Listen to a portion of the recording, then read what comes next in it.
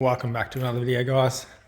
Today I'm going to show you how to turn the little spanner service thing off your dash. So first you're going to need your keys. You're going to open your door.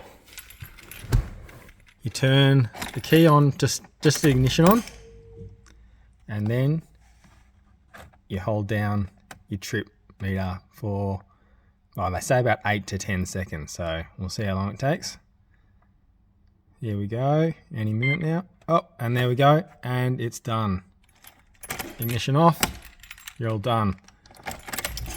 Turn it back on, so that's it. So it comes up every 10,000 kilometers, as you probably know. That's how you turn it off, pretty easy. There you go. Now that I've helped some people turn their service interval thing off their dash, can anyone help me? Why does my bloody door keep going up and down, up and down? Watch this.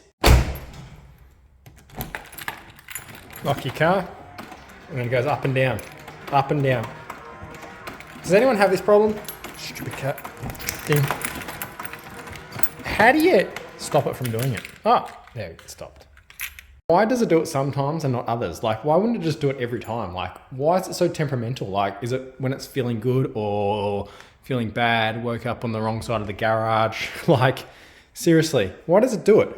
And like the other thing is it the temperature? Is it how you turn the key? If I turn the key really quick, sometimes I thought I had it where I turn the key like really quick, and it was so quick that I surprised it. I didn't even know what to do. Oh, like there. But then I keep doing that and it doesn't do it. So what is the go with that? Let me know in the comments. Someone help me out. I'm gonna have to get some probably new things. Maybe they just need to be cleaned out. But yeah, that is one problem I'm having with my car, and it's pissing me off.